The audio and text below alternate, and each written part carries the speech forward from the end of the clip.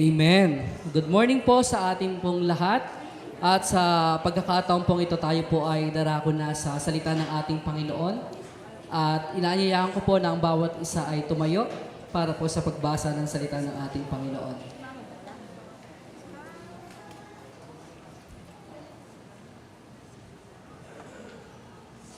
Ayan, ang ating key verses po ay magmumula sa Ephesians chapter 2, verses 1 hanggang 10. Salitan po tayo sa pagbasa. Verse 1, ako po ang magsisimula. Noong unay, patay kayo dahil sa inyong mga pagsuway at mga kasalanan. Verse 2,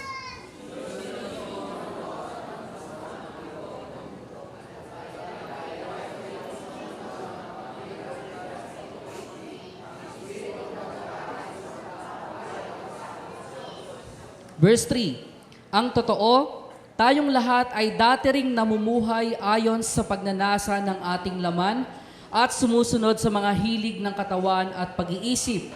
Kaya't sa ating likas na kalagayan, kabilang tayo sa mga taong kinapopuotan ng Diyos. Verse 4,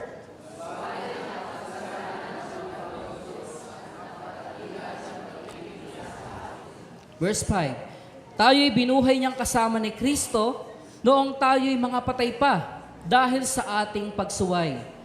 Naligtas nga kayo dahil sa kanyang kagandahang loob. Verse 6,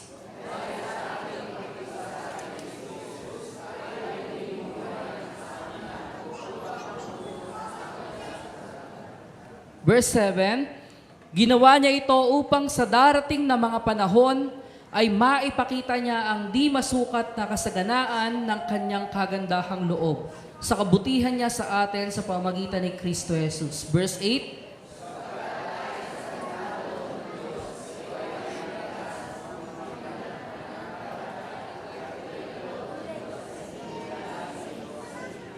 Verse 9, hindi ito bunga ng inyong mga gawa, kaya't walang maipagmamalaki ang sinuman. Verse 10,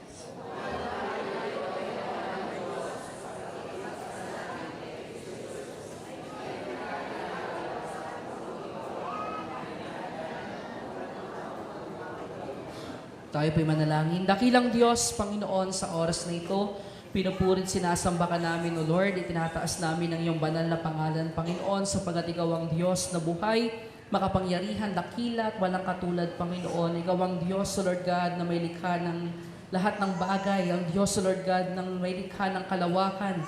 Ang Diyos na may likha ng daigdig, Panginoon. Ang Diyos na pinagmumulan ng buhay. Ang Diyos ng pag-ibig. Ang Diyos, O Lord God, na maawain, mahabagin. Ang Diyos na nagbibigay ng pagkakataon at nagbabangon sa panahon na kami nadadapa, Panginoon.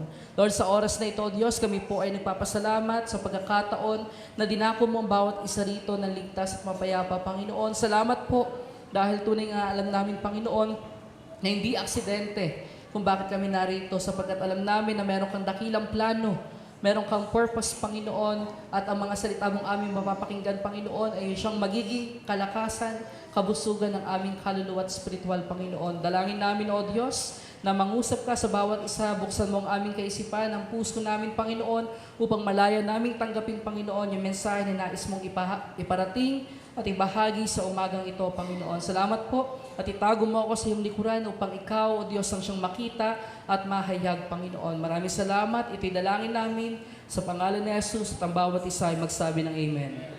Palakpakan po natin ang Panginoon. Sige po, tayo po'y makaupo na sa presensya ng ating Panginoong Diyos. Amen. Sige po, sa ating introduction, ayan, so pag-usapan muna natin yung background of the book of Ephesians. Amen. So first bullet po, Apostle Paul wrote the book of Ephesians around AD 60 to 62 during his first imprisonment in Rome. Okay, so mababasa natin sa Acts chapter 28, verses 16 to 31, na kung saan ipinapakita na si Apostol Pablo ay nakaranas ng matinding mga pag-uusig to the point na siya ay ibinibilanggo. At ang aklat ng Epeso po, mga kapatid, ay isa sa mga isinulat ni Pablo sa loob ng bilangguan. Kaya siya kasali sa mga sa category ng prison epistles ni Pablo dahil siya ay isinulat sa loob ng kulungan. At makikita natin doon na kahit po siya ay nakabilanggo, hindi siya tumigil sa paglilingkod. Amen? Bakit? Kasi patuloy pa rin yung kanyang ministry. Kahit siya ay nasa loob ng kulungan, ng bilangguan, nakakapagpalakas pa rin siya, nakakapag-exhort pa rin siya, both doctrinal and practical, sa mga churches at sa mga kapatiran na kanyang mga itinatag. Amen? And the letter was not intended only for the church in Ephesus, but was likely a circular letter meant to be shared among the churches in Asia Minor. Okay, so kung makikita natin na yung kahit na pinangalan no sa Ephesians yung letter na ito, okay, so masasabi natin na ito ay isinulat ni Pablo sa pangkalahatan, lalo na sa mga mananampalataya na malapit sa Epeso at sa lahat ng church na nasa Asia Minor. Okay, so kabilang yung Pergamos, yung mga church, Laodicea, Thyatira, and others. So lahat po ng mga church na nasa Asia Minor. And Ephesus was a major cultural, religious, and commercial center known for the Temple of Artemis. Okay, so one of the 7 wonders of the ancient world, and was filled with idolatry, magic practices, and spiritual darkness. So sa Acts 19 verse 18 to 20, makikita natin dito yung part na kung saan nung si Pablo ay nasa Epeso at nagkaroon ng maraming mga kababalaghan, may mga sumampalataya na mga naninirahan at mamamayan sa Epeso. At isinuko nila ang kanilang mga masasamang gawa. Ipinakita po doon na may mga na punong-puno ng pagsamba sa Diyos-Diyosan at mga pagpapractice ng mahika. Sinorender nila lahat yon sa Panginoon at sila ay naging tagasunod ng ating Panginoon. And Paul wrote this epistle to explain the believer's position in Christ and to teach how we should live in a way that is worthy of our calling. Okay, so sa Ephesians chapter 4 verse 1 po yan.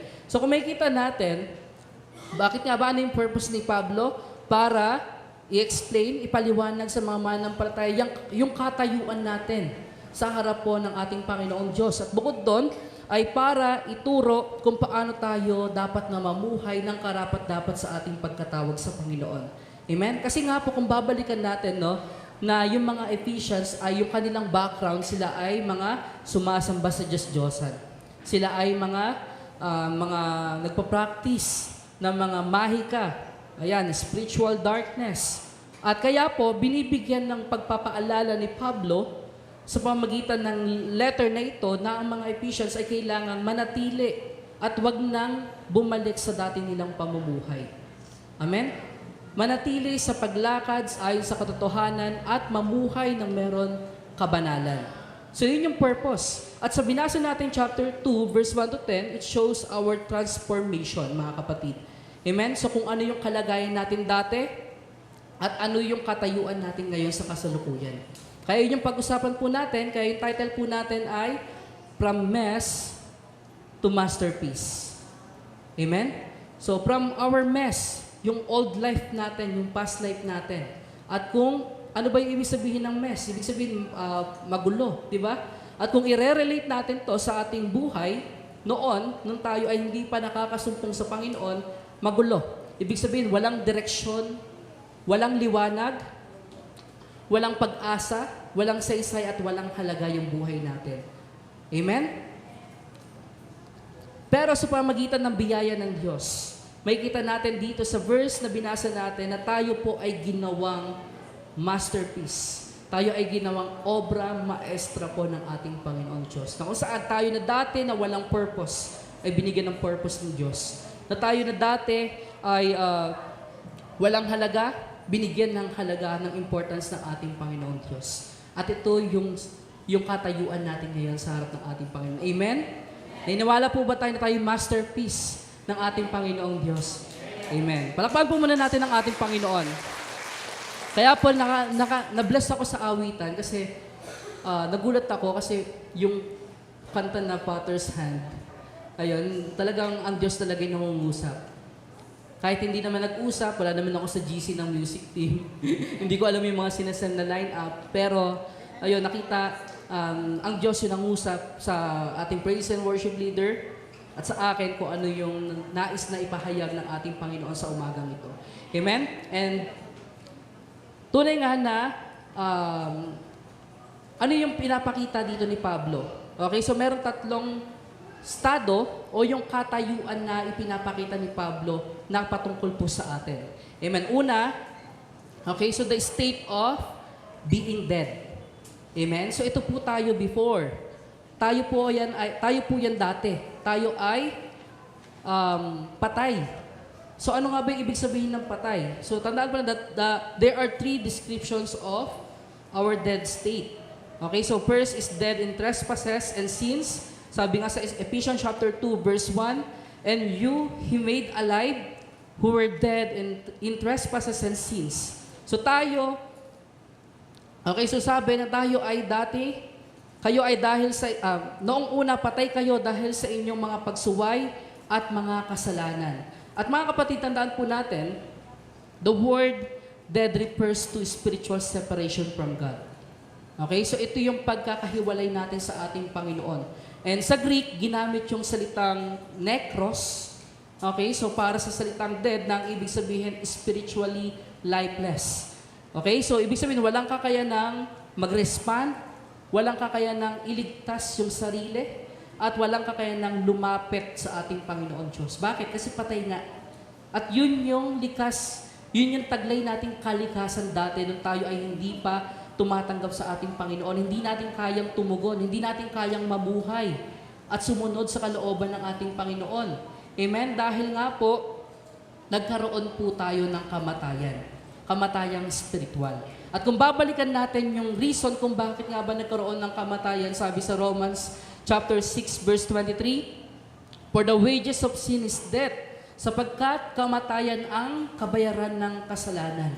So dahil malinaw na kung bakit nga ba tayo nagkaroon ng kamatayang spiritual, kung bakit tayo na-separate, nahiwalay sa ating Panginoon Diyos, ay dahil sa kasalanan, mga kapatid.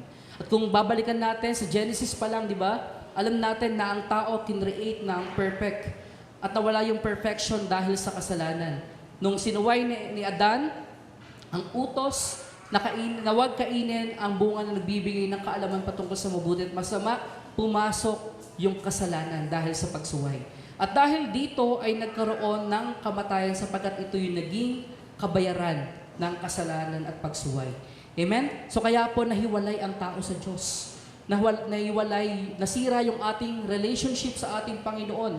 Nasira yung ating ugnayan sa ating Panginoon Diyos. Sabi nga po sa Isaiah chapter 59 verse 2, but your iniquities have separated you from your God, and your sins have hidden His face from you, so that He will not hear. So yung masasama nating gawa, ang dahilan ng pagkakawalay natin po sa ating Panginoon Diyos. Amen? Nagkasala po tayong lahat, kaya po hindi natin siya makita, sabi dito sa verse, at hindi niya tayo marinig. So naputol yung connection, na-disconnect tayo sa ating Panginoon dahil sa ating kasalanan na minana, at nagbunga pa ng mas maraming kasalanan. Amen? And next, letter B, controlled by the world, the devil, and the flesh. At dahil nga po tayo ay patay, ito po yung naging result. Amen? So sabi sa Ephesians chapter 2, verse 2 to 3, in which you once walked according to the course of this world. Yung world system, yung sistema ng mundong makasalanan. According to the prince of the power of the air, the spirit who now works in the sons of disobedience, among whom also we all once conducted ourselves in the lust of our flesh, fulfilling the desires of the flesh and of the mind. So lahat tayo dati, dahil tayo nga ay patay, hindi natin kayang mamuhay ng matuwid. Hindi sa atin likas yung maging mabait. Hindi sa atin likas yung sumunod sa kalooban ng Diyos dahil hindi natin kaya. Okay? So dahil doon, tayo po ay sumunod sa masamang sistema ng mundong ito. Amen? At tayo po ay napailalim sa kapangyarihan ni Satanas at tayo po ay minsang pinagharian ng masasamang pagnanasa sa ating katawan. Amen? So ito po yung naging buhay natin. So sa madaling salita, ipinapakita dito yung kalagayan natin, yung katayuan natin na tayo ay sobrang malayo sa Diyos. Amen? Sabi nga ng Romans chapter 3 verse 10, walang matuwid, wala kahit isa. Sapagkat ang lahat ay nagkasala at walang sino mang nakaabot sa kaluwalhatian ng Diyos. So pinapakita na tayo ay dating patay at dahil patay tayo sa espiritual, malayo tayo sa ating Panginoon. At ang ating pamumuhay ay nakikita. Kumbaga yung pamumuhay natin ay punong-puno ng kasalanan, punong-puno ng kasamaan. Dahil yun yung naging nature po natin bilang mga tao. Amen? Sabi nga sa James 4:4, adulterers and adulteresses, do you not know that friendship with the world is enmity with God? Whoever therefore wants to be a friend of the world makes himself an enemy of God. Ang nakikipagkaibigan sa sanlibutan ay nagiging kaaway ng Diyos. So ano pinupunto natin dito mga kapatid? Yung dating buhay natin, na tayo ay dating sumusunod sa sistema ng mundo, alipin ng kasalanan, napailalim sa kapangyarihan ni Satanas at minsang pinagharian ng masasamang pagnanasa na dapat bilang mga mananampalataya sa kasalukuyan ay hindi na po tayo dapat alipin. Hindi na tayo dapat alipin ng mga masasamang pagnanasa at kasalanan. Ang nakakalungkot po, dahil kahit Christian na tayo, di ba? Kahit mga nagsisimba na tayo palagi, may mga pagkakataon pa rin na tayo po ay nagko-compromise. Tayo ay nauhulog sa kasalanan at minsang napapaibig sa sanlibutan. Amen? So malinaw po na kapag tayo ay nakikipagkaibigan sa sanlibutan ay nagiging kaaway tayo ng Diyos. Kaya nga po, ang pagiging Kristiyan ay hindi po biro, hindi po madali. Amen? Dahil marami kang mga isa-sacrifice. Marami kang mga kailangang bitawan, isuko, talikuran. At kung hindi ka pa handa sa nabitawan yung mga bagay na yon, ibig sabihin hindi ka pa ready na magpasakop sa kalooban ng ating Panginoon Diyos. Amen? Sapagkat, dalawa lang po yan. Kung ikaw ay sa Diyos, kalaban mo ang sanlibutan. Pero kung ikaw ay sa sanlibutan, nagiging kaaway po natin ng Diyos. Amen? So wala pong maligamgam. Okay? So walang gitna. Walang gray area. So lahat po tayo ay kailangang magising sa katotohanan na bilang mga mananampalataya, maipakita natin yung ating halimbawa sa pamagitan ng gawa. Amen? So kung paano tayo mamuhay ng merong kabanalan at ayon sa katotohanan, ayon sa salita ng ating Panginoon Diyos. Sabi nga sa 1 chapter 2, verse 15 to 16, do not love the world or the things in the world. If anyone loves the world, the love of the Father is not in him. For all that is in the world, the lust of the flesh, the lust of the eyes, and the pride of life is not of the Father, but is of the world. Amen? So malinaw po ba na kung tayo po ay pinapaalala tayo na huwag nating ibigin ang sanlibutan. Sapagkat kapag minahal natin ang mundo, nagpatangay tayo sa sistema ng mundo, tayo ay patuloy na hinayaan natin ng pagharian tayo ng kasalanan at ng mga masasamang pagnanasa, nagiging kaaway po natin ang ating Panginoon Diyos. At mahirap po kaaway ang Diyos. Amen? Amen? Para tayong sumipa sa tinik na tayo rin masasaktan. Amen? So sabi sa sabi nga po, next tayo, letter C, children of wrath. So, and we're by nature children of wrath just as the others. So dahil nga po yung lifestyle natin, yung pamumuhay natin, ay naging taliwas sa kalooban ng ating Panginoon dahil tayo ay patay sa espiritual, tayo po ay kabilang sa mga taong kinapopuotan ng Diyos. Amen? At napakahirap po kapag ang Diyos ay napuot. Alam naman po natin yan kapag bumaba yung judgment. Kaya nga po, wala nang oras para maglaro-laro sa ating pagkakristyano. At para tayo ay hindi seryosohin yung pagkatawag natin sa ating Panginoon.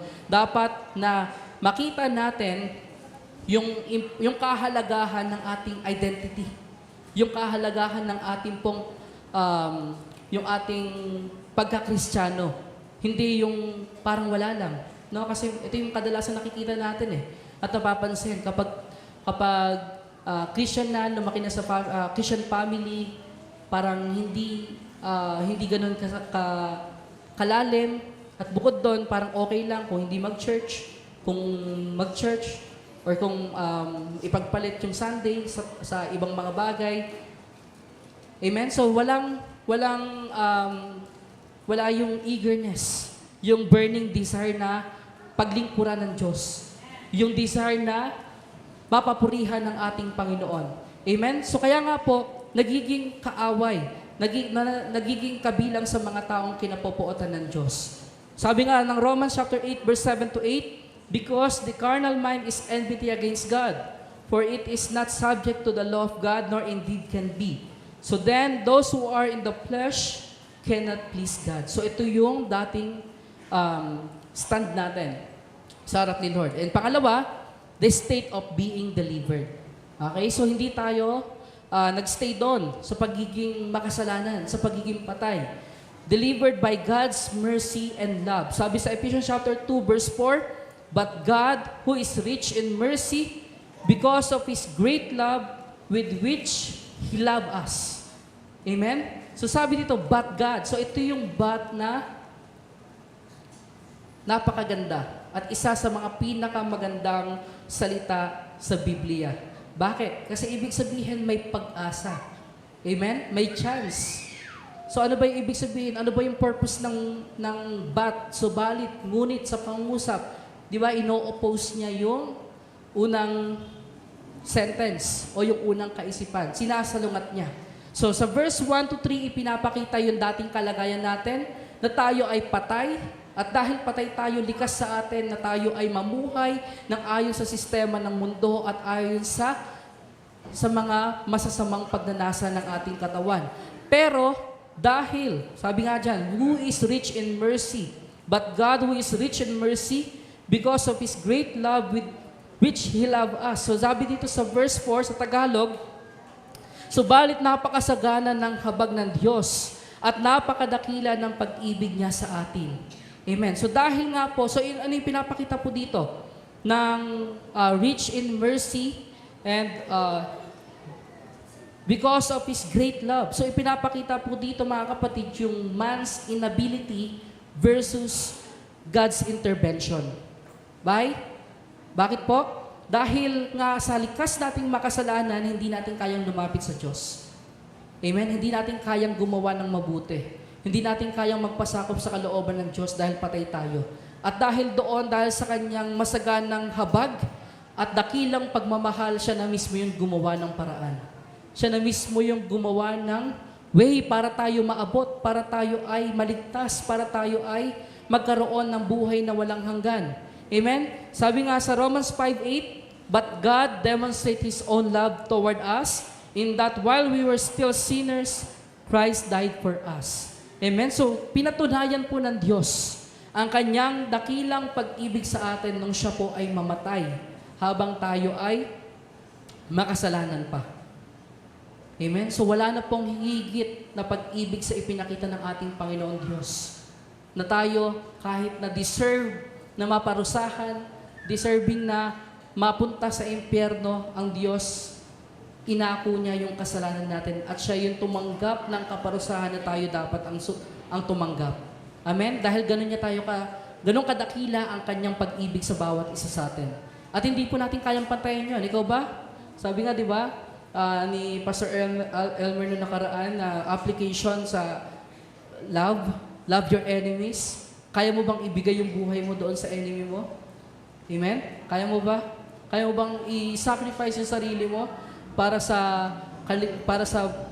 buhay ng taong nanakit sa iyo, para sa buhay ng taong umaway sa iyo, 'di ba? So kung tayo tatanungin, hindi natin kaya. Amen?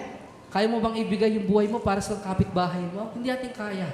Pero ang Diyos, kahit na ang lahat ng ginagawa at hayag sa kalangitan na tayo kung gaano kasama ng tao at kung gaano tayo kamakasalanan ay ibinigay niya, walang pag-aalinlangang ibinigay niya ang kanyang buhay para tubusin tayo sa ating kasalanan at palayain tayo mula sa kapangyarihan ng kamatayan.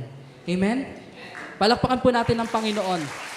The state of being delivered. So ito yung estado na kung saan tayo pinalaya ng ating Panginoon. Sabi nga sa Lamentation chapter 3 verse 22, through the Lord's mercies we are not consumed because His compassions fail not.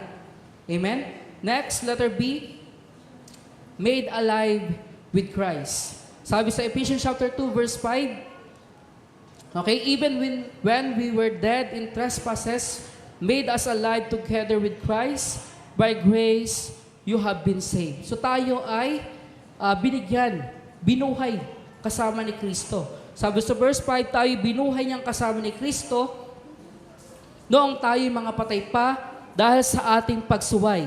Naligtas nga kayo dahil sa kanyang kagandahang loob.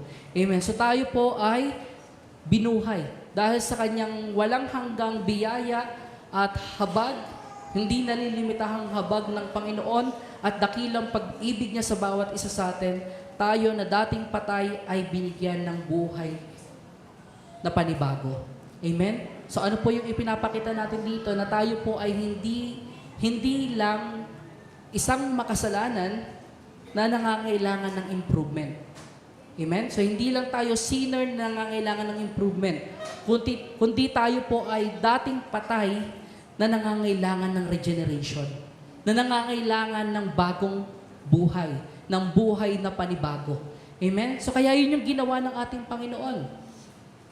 Inalay niya ang kanyang sarili, ang kanyang sariling buhay para magkaroon tayo ng kapatawaran at kaligtasan at buhay na walang hanggan.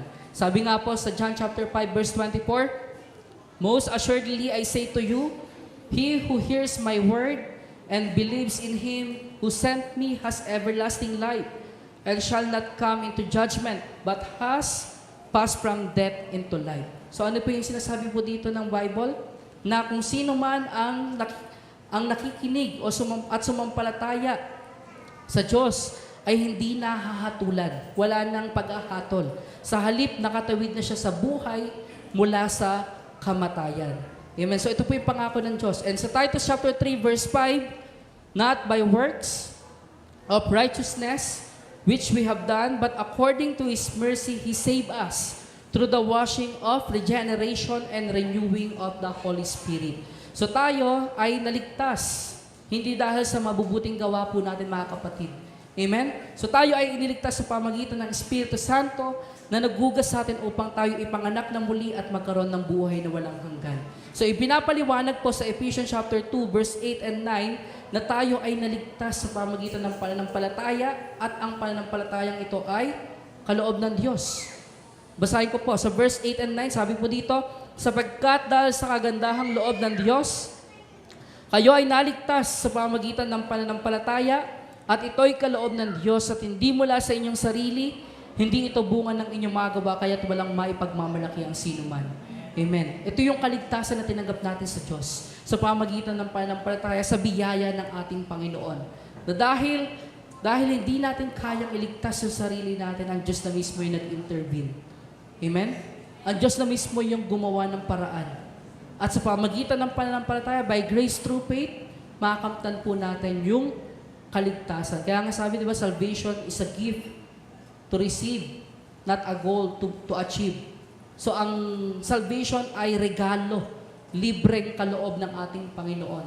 Amen? Hindi siya goal na kailangang gumawa ng mabuti para ma-achieve. Amen? Kasi hindi natin kaya sa taglay nating kalikasan bilang tao, tayo ay makasalanan. Tayo ay hindi nakaabot sa kaluwalhatian ng Panginoon. Hindi natin kayang lumapit at tumawag sa Diyos dahil tayo ay patay spiritually. At ang Diyos yung gumawa ng paraan para tayo po ay magkaroon ng kaligtasan. Bakit? Dahil dakila ang kanyang pag-ibig sa bawat isa. Tulad nga ng sinabi ko, kahit kaaway niya tayo noon, amen, binigay niya pa rin yung buhay niya para sa atin. Pwede naman siyang gumawa ng panibagong tao, di ba? Panibagong creation. Bakit hindi na lang niya tayo, lipulin, no? Sirain ng tuluyan yung mundo at gumawa ng panibago.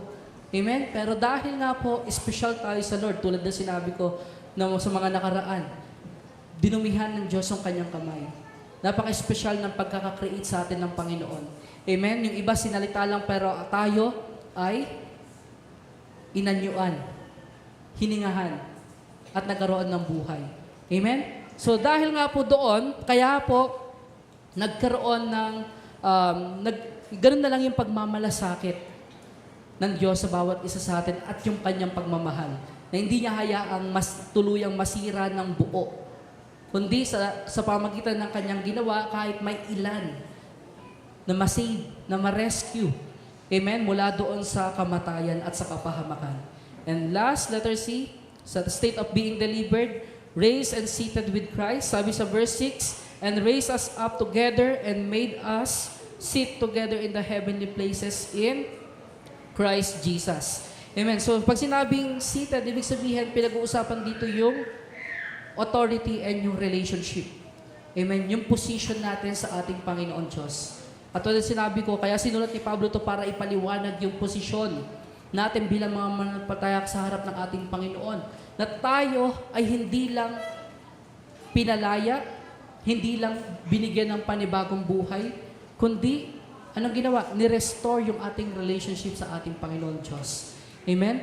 So, ibig sabihin, tayo po ay hindi lang po basta pinyansahan, kundi inaring anak pa ng ating Panginoon Diyos. Kaya po meron tayong access. Diba? So, yun yung grace, yun yung biyaya. So, kung i-visualize at illustrate natin, parang isang bilanggo na pinyansahan natin. Pero hindi nagtapos doon. Pinatuloy natin sa tahanan. Amen? Yun yung ginawa sa atin ng ating Panginoon Diyos.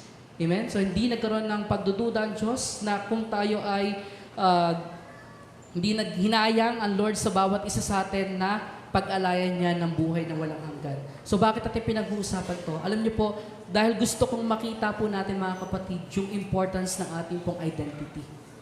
Yung kahalagahan po ng ating pagkakristyano.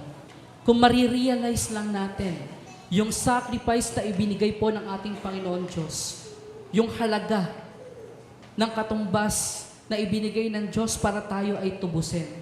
At kung makikita lang natin, mga kapatid, kung saan tayo nanggaling at kung saan tayo hinugot ng Diyos, ma-appreciate natin yung salvation.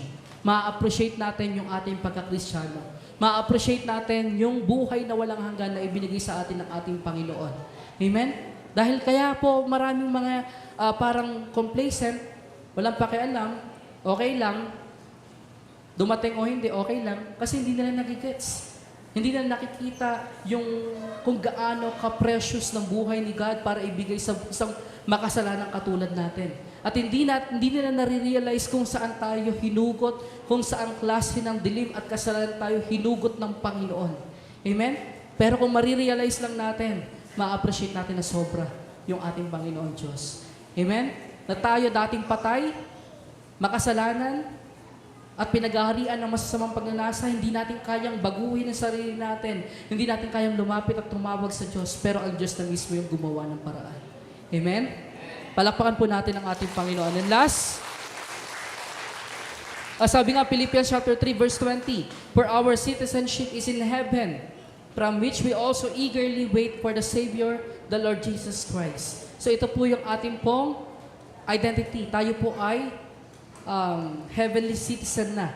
Okay? So hindi na tayo taga-mundo, kundi pag-aari na tayo ng ating Panginoon Diyos. And Colossians chapter 3 verse 21, kaya nga po, anong gagawin po natin? If then you were raised with Christ, seek those things which are above, where Christ is sitting at the right hand of God. So ituon natin yung mga bagay, ituon natin yung ating pag-iisip, ang ating puso sa mga bagay na nasa itaas. Amen? Anong punto rito? Na maging sentro si Jesus ng ating buhay. Kung dati, sa dating kalagayan at pagkatao natin, ang mga kasalanan at ang mga makamundo'y nagiging sentro, dapat sa panahon na tayo ay tumanggap sa ating Panginoon, ang si Jesus na yung sentro ng ating puso. Si Jesus na yung sentro ng ating buhay. Amen? At kung si Jesus yung sentro, dapat nahahayag yun sa kung paano tayo mamuhay. Amen? Sa kung paano tayo maglingkod. And last number 3, the state of being designed.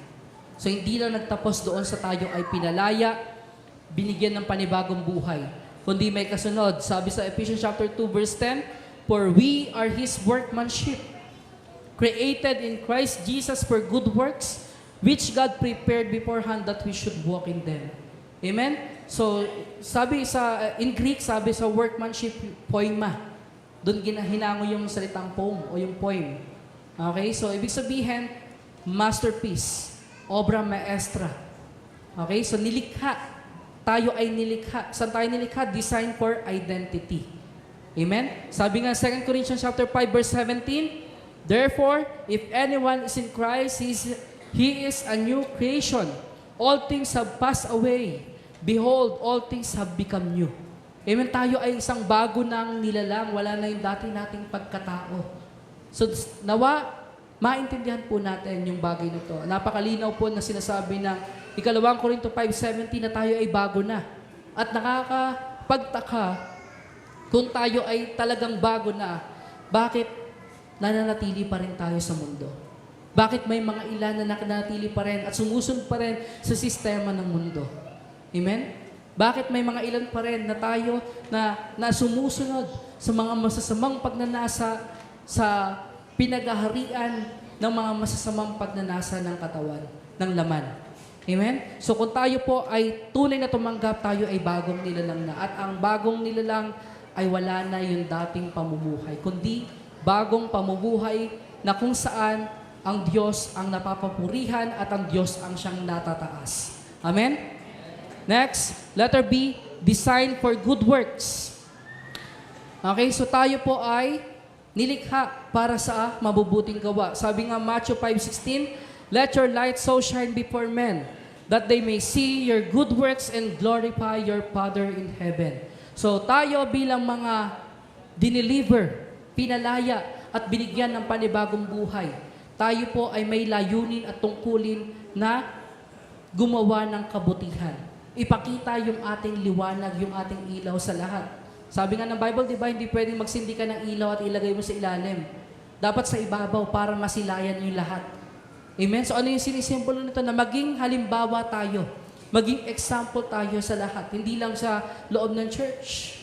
Kundi kahit saan tayo naroon, mga kapatid. Sa trabaho, sa school, kung ikaw ay estudyante, at kahit saan ka naroon, dapat bitbit mo si Kristo. Amen? Dapat bitbit mo ang iyong identity. Hindi ka nagkukubli. Bakit? Kasi takot na mara-judge. Bakit? Para may kalayaan na gawin din yung ginagawa ng kasama. Yan yung kahinaan ng karamihan. Amen? Itinatago na Christian sila. Bakit? Para makasunod sila doon sa flow, sa system. Okay? So dapat hindi po. Dapat magkaroon tayo ng paninindigan bilang mga manampalataya na maging halimbawa.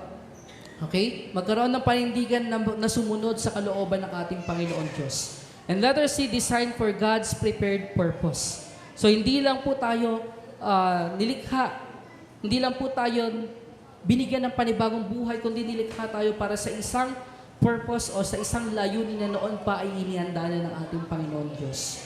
Amen? Sabi nga sa Philippians 2:13, for it is God who works in you both to will and to do for His good pleasure. So paano ba natin makikita? Dapat mayroong commitment. Amen? Dapat naglilingkod. Dapat nagsiserve. Dapat mayroong kauhawan na sumunod at maglingkod sa ating Panginoon Diyos. Amen? So nakakalungkot po kasi may mga ilan sa atin na sapat na tayo ay nandyan lang nakaupo. Hindi po, lahat po tayo ay mayroong layunin, may tungkulin po sa Diyos. Hindi lang tayo niligtas para sa wala. Amen? Kundi para gumawa ng mabuti at ihayag ang kaluwalhatian at ang liwanag ng ating Panginoon sa lahat. Amen? Palakpakan po natin ang ating Panginoon Diyos. At sa ating application, mabilis lang po tayo. Ephesians chapter 4 verse 1, I therefore, the prisoner of the Lord, beseech you to walk worthy of the calling with which you were called. Kaya't ako na isang bilanggo dahil sa Panginoon ay nakikiusap sa inyo na mamuhay kayo gaya ng nararapat sa mga tinawag ng Diyos. Amen? Next slide, how should we walk worthy? Paano nga ba tayo makakasunod o makakalakad ng ayon sa kalooban ng Diyos? Amen? So, hayaan niyo pong basahin po natin itong Ephesians chapter 5. Number 1, walk in love. Sa Ephesians chapter 5, wala po dyan sa slide, pakinggan nyo na lang po. Sabi po dito, yamang kayo'y mga anak na minamahal ng Diyos, tularan ninyo siya. Mamuhay kayo ng may pagmamahal, tulad ni Kristo, Dahil sa kanyang pagmamahal sa atin, inialay niya ang kanyang buhay bilang mabangong alay na handog sa Diyos. Kayo'y mga hinirang ng Diyos, kaya't hindi dapat mabanggit man lamang na kayo'y nakikiapid o gumagawa ng anumang uri ng kahalayan o pag-iimbot. Huwag din kayong gagamit ng anumang malaswa o walang kabuluhang pananalita at pagbibirong di nararapat. Sa halip, magpasalamat kayo sa Diyos. Alam ninyong walang bahagi sa kaharian ni Kristo at ng Diyos ang taong nakikiapid, mahalay o sakim. Ang kasakiman ay isang uri ng pagsamba sa Diyos-Diyosan. Huwag kayong padaya kaninuman sa pamamagitan ng mga pangangatwirang walang kabuluhan, sapagkat dahil nga sa mga ito, ang Diyos ay napopuot sa mga suwain. Kaya't huwag kayong makisama sa kanila. Dati kayo'y nasa kadiliman. O sa verse 8, walk in light. Number 2, walk in light. Dati kayo'y nasa kadiliman, ngunit ngayon ay nasa kaliwanagan na, sapagkat kayo'y nasa Panginoon. Mamuhay kayo ngayon ng nararapat sa mga taong nasa liwanag, sapagkat pawang mabuti, matuwid at totoo ang ginagawa ng namumuhay sa liwanag. Sikapin ninyong matutunan kung ano ang kalugod-lugod sa Panginoon. Huwag kayong makibahagi sa mga gawain ng kadiliman na walang ibinubungang mabuti. Sa halip ay ibunyag ninyo ang mga iyon. Kahiyahiyang mabanggit man lamang ang mga bagay na iyon na ginagawa nila ng lihim. And last, number 3, walk in wisdom. Kung paano nga ba tayo magiging karapat-dapat sa ating pagkatawag. Sabi sa Ephesians chapter 5 verse 15, kaya't mag-ingat kayo kung paano kayo namumuhay, mamuhay kayong tulad ng matatalino at di tulad ng mga mangmang. Gamitin ninyo ng lubusan para sa mabuti ang bawat pagkakataon, sapagkat puno ng kasamaan ang kasalukuyang panahon. Huwag kayong maging hangal. Sa halip, unawain ninyo kung ano ang kalooban ng Panginoon. Huwag kayong maglalasing, sapagkat sisirain lamang niyan ang inyong buhay. Sa halip ay dapat kayong mapuspos ng Espiritu. Sa inyong pag-uusap, gumamit kayo ng mga salmo, mga himno, at mga awiting espiritual. Buong puso kayong umawit at magpuri sa Panginoon. Lagi kayong magpasalamat sa Diyos na ating Ama dahil sa lahat ng bagay sa pangalan ng ating Panginoong Hesukristo. Palakpakan po natin ang ating Panginoon Diyos. Ayan po yung nais ng Diyos sa bawat isa sa atin. Amen? Na hindi lang nagtatapos doon sa tayo ay binigyan, niligtas, binigyan ng panibagong buhay. Kundi, meron tayong layunin kung bakit tayo niligtas ng Diyos at dapat na maisa katuparan natin.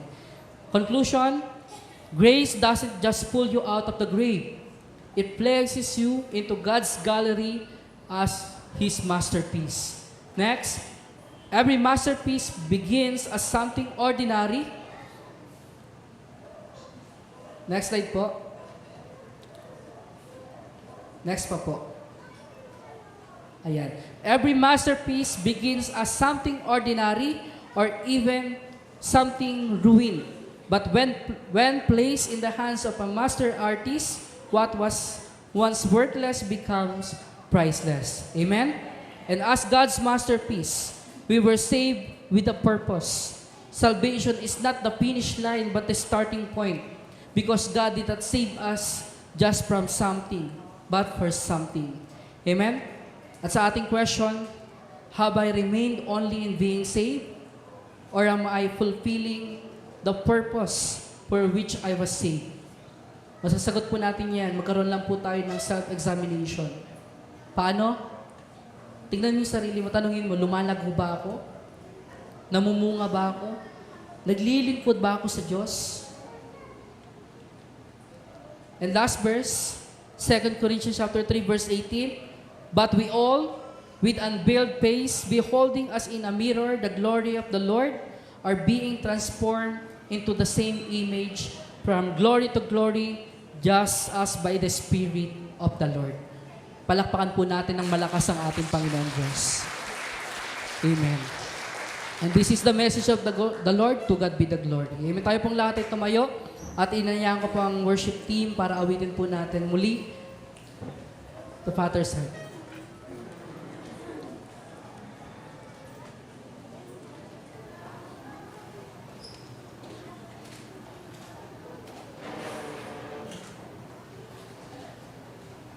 Ngayon, habang inaawit natin, mas maiintindihan natin yung message. At mas mananamnam natin habang inaawit natin yung kanta.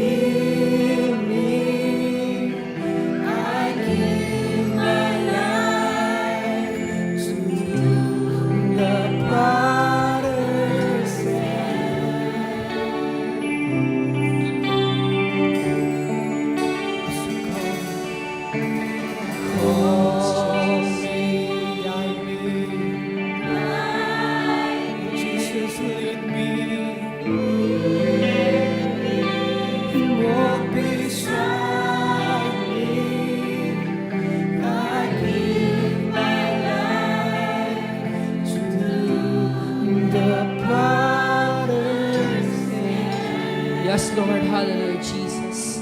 Maraming salamat po, Panginoon. Salamat po, Panginoon, sa iyong presensya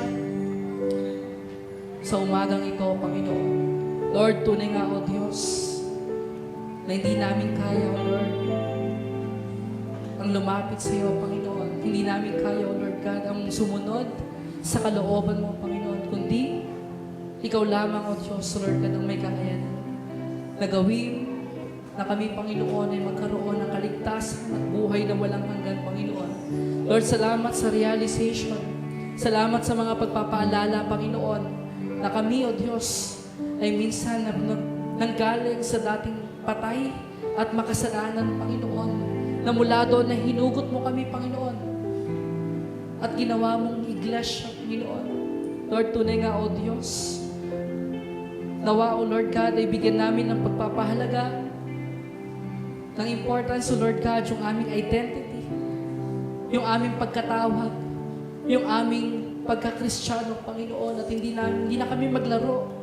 Bagos seryosohin na namin, Panginoon, yung aming paglilingkod. Seryosohin na namin yung aming pagsunod. Kung susunod lang din naman kami, ibigay na namin yung buo at 100%. Turuan mo kami, O Lord, na hindi maging half-hearted, Panginoon, sa aming paglilingkod, kundi maging buo. Kung paanong ipinakita mo yung pagmamahal mo, Panginoon, na walang alinlangang ibinigay mo yung buhay mo, Diyos, sa amin lahat, para kami ay magkaroon ng kaligtasan at buhay na walang hanggan. Nawa, O Diyos, bilang gante, bilang balik, Panginoon, ay surrender namin yung aming sarili para paglingkuran ka, Panginoon, at sundin ang kalooban mo sa aming buhay, Panginoon. Nawa, O Diyos, maintindihan namin na hindi na kami taga-sanlibutan, kundi kami, Panginoon, ay pag-aari mo, Panginoon, na hindi na dapat makita sa amin ang anumang uri ng kasalanan at pagsunod sa sistema ng mundo, kundi maging alipin kami ng katuwiran, Panginoon. Maging alipin kami ng kabanalan, mamuhay kami ng ayon sa iyong kalooban, Panginoon. Lord, i-direct mo ang bawat isa. Nawa, O Diyos, Lord God, dalhin mo kami, Panginoon, sapat sa landas na inilatag mo, Panginoon, sa harap ng bawat isa. Kung may mga nalilis man, Ikaw, O Diyos, Lord God, ang mag-redirect sa kanila, O Diyos. Sa mga nangihina, Lord, Ikaw ang magbigay ng kalakasan at encouragement sa bawat isa. Sa lahat ng mga nasa backsliding state, Lord, Ikaw, O Diyos, Lord God, ang mag-revive, mag-restore sa kanila, Panginoon. Lord, tulungan mo sila, abutin mo sila, Panginoon. Sapagkat, O Lord, tunay nga, na dakila ang iyong pagmamahal, na handa mong iwan ang 99 na tupa para hanapin ang isang nawawala. Lord, kumilos ka at ayan mo, Panginoon, na mga salita mo, Panginoon, ay manatili sa amin at magkaroon, Lord God, ng application sa bawat isa. Maraming salamat muli. At ang lahat ng ito'y binabalik namin sa pangalan ni Jesus. Magsabi ng Amen. Amen. Palakpakan po natin ang ating Panginoon. Sige po, makakaupo na po tayo.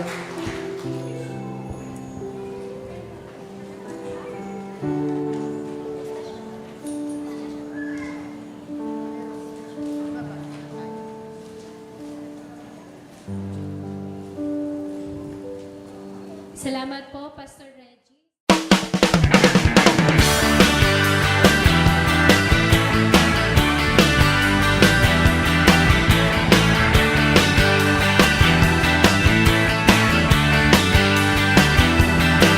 Oh God, you've been so good to me. You came and found this orphan and you brought me right into your family. Oh God, you've been so good to me. You threw away my past and you never count my sins against me. No, thank you, Lord. You got me dancing, and now I'm shouting. You got me leaping, and now I'm spinning hallelujah.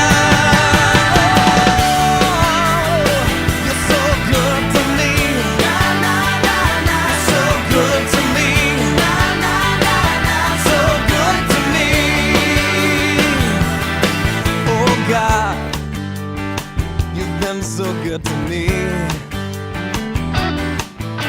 And every day I wake up, I breathe another breath of your mercy. Oh God, you've been so good to me. And my delight is in you, 'cause I know that your hand is upon me. Oh